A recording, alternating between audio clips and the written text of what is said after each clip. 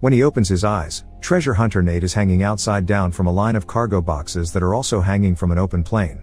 He makes his way up as he fights off various mercenaries and manages to climb into the plane again, but as soon as he gets inside, a red car pushes him back out. As he falls to his death, a hand grabs his just in time, which matches a small adventure Nate had when he was a boy. 15 years earlier, young Nate and his older brother Sam sneaked into a museum in Boston, and Nate would have fallen off the window if Sam hadn't caught him.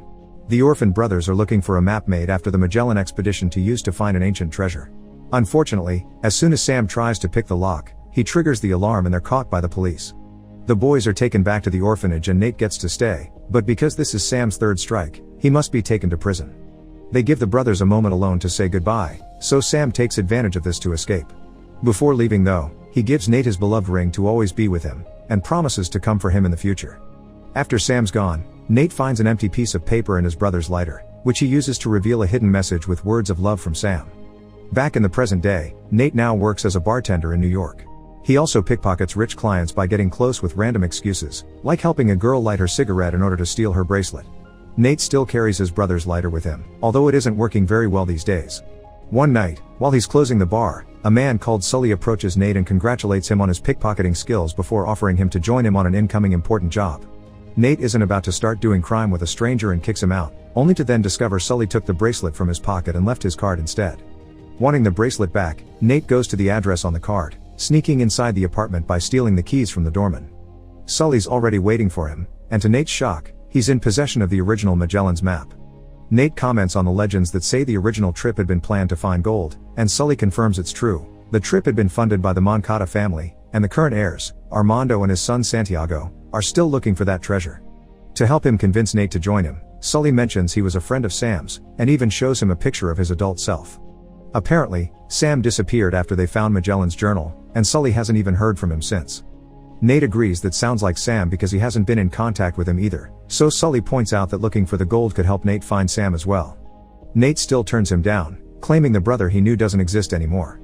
However, when he returns to his apartment, he opens a box he keeps with important memories, which includes postcards from Sam. Nate lied to Sully when he said his brother never contacted him again. He also finds the ring, and after putting it back on, he decides the Does want to do this after all. Sully and Nate meet to plan their first move. There's an auction coming up, and one of the antiques they're offering it's a cross that works as a key for the chamber where they've hidden the gold. The legend says there are 2 keys, and Sully already has the other one, so they need to steal this one to get started. After demanding Sully to go 50-50 on the gold, Nate uses his free time to study the building where the auction will be held and comes up with a plan. The night of the auction, Sully and Nate see a valuable red car and find out Santiago is also there, so there'll be tough competition for the cross because he thinks the gold is his birthright. He isn't alone though, he's employed mercenary leader Joe, who used to be Sully's partner and teases him when she sees him. As the auction is about to start, Sully pretends to be one of the buyers while Nate gets the plan ready. Joe notices him moving suspiciously and sends her men to keep an eye on him. By putting his gum on the digital lock, Nate manages to get inside the electrical room. The idea is to cut power so that Sully can steal the cross in the dark. Because Nate's taking too long, Sully finds himself with no other choice but to start bidding against Santiago, even if he doesn't actually have the money for it. Unfortunately, Nate is found by Joe's men and a fight begins. After exchanging a few blows, Nate runs out of the room and decides to cause a distraction by jumping on the hall's ceiling lamps. Now everyone is panicking and the cross is being taken away, so Sully turns his jacket around and pretends to be one of the workers. As Nate is found and chased by security, Sully puts his hands on the cross and takes it away saying he's in charge of taking it to the vault, but Joe notices this and goes after him. She manages to corner him and threaten him with her knife, but at that moment, security finds them and tries to arrest her for attacking an auction employee. Sully gets to go away with the cross while Joe fights the guards. When Sully makes it back to his car, Nate is waiting for him, and they agree to go to Spain together. On the plane, Nate gets to look at the captain's journal that confirms the legend. Magellan found tons of gold in the Philippines, hid it in Barcelona, and then told the Moncada family that he found nothing. Following the clues in the journal, they'll be able to find the gold, although so far the main clue is just a tree. Once they arrive in Barcelona, they meet with Chloe, another treasure hunter that has managed to acquire the other cross. However, she doesn't want to work with Sully, who she considers to be a liar and a backstabber.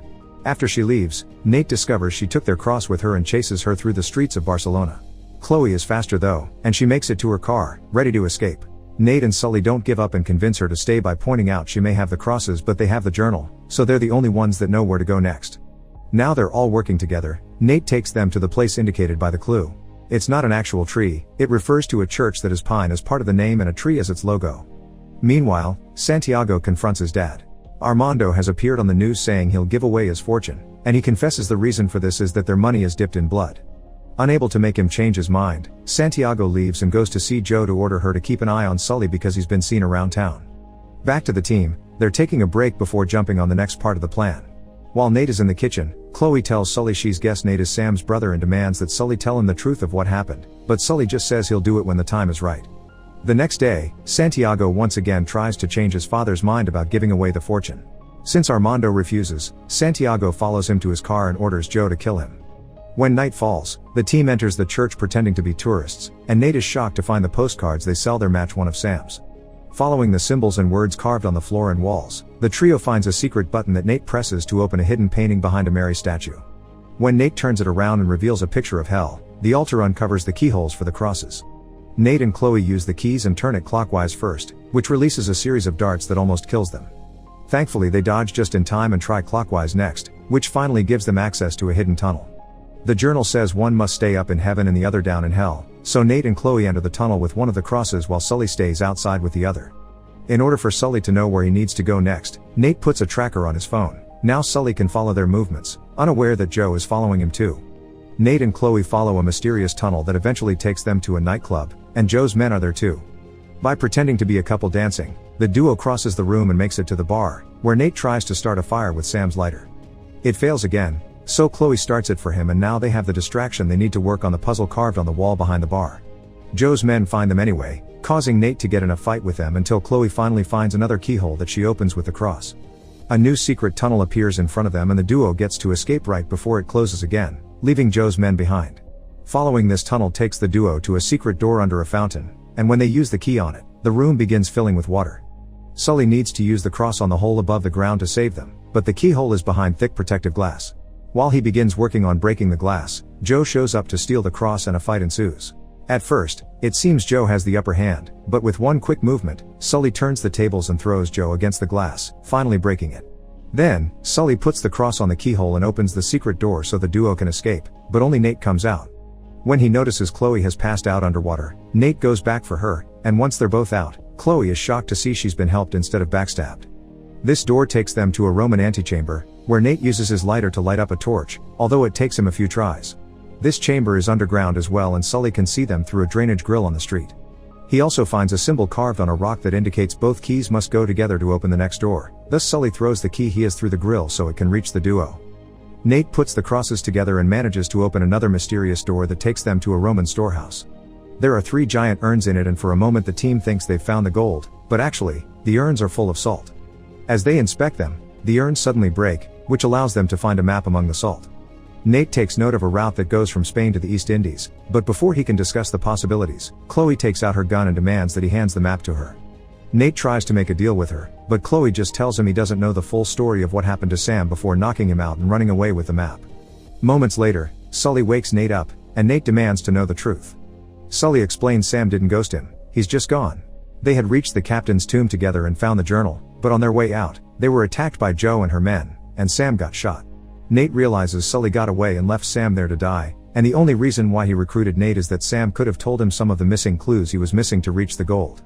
After calling Sully greedy and selfish, Nate breaks their partnership and leaves.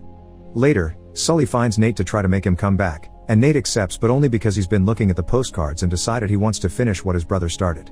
Meanwhile, Joe goes to report to Santiago about what happened, only to discover Chloe is working for him too. Since she's been more successful, from now she'll lead the operation, which makes Joe rather angry.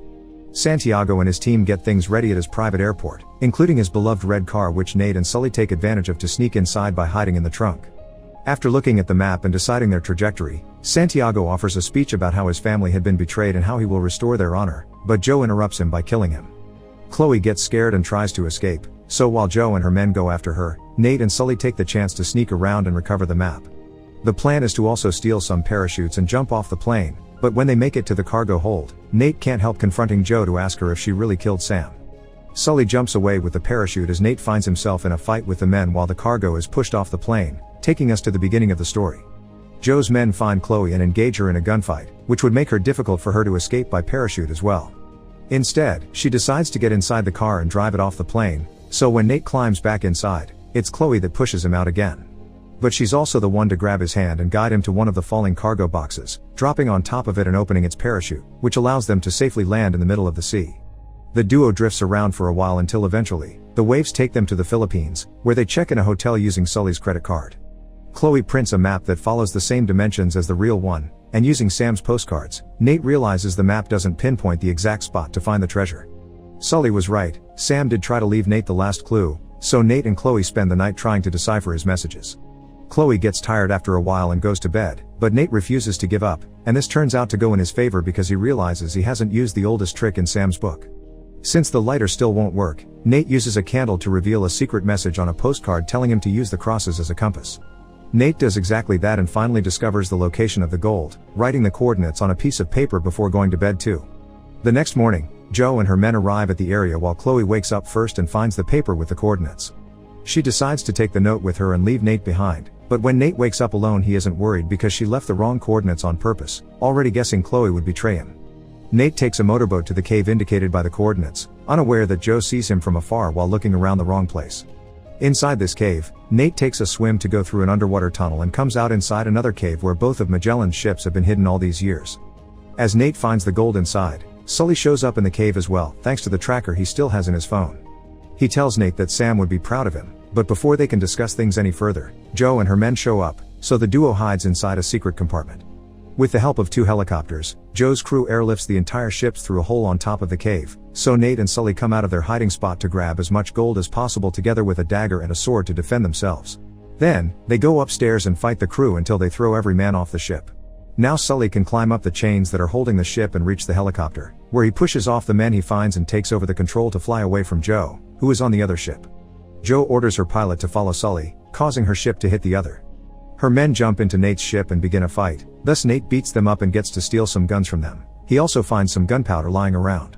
Sully guides the helicopter through a narrow passage between cliffs to lose the chasers, but Joe is waiting for him at the other end so he has to pull a very risky maneuver not crash against them. But this is only a temporary dodge, Joe and her ship are still coming after them, inspiring Nate to take extreme measures. Using the gunpowder he found, Nate puts a ball inside the ship's cannon and after a few failed tries, he manages to make Sam's lighter work and fires the cannon at the other helicopter. Joe jumps off the ship before it crashes against a hill with the helicopter on fire. Nate and Sully think they've won, but it turns out Joe has jumped onto their ship and is now releasing the anchor to keep them from escaping.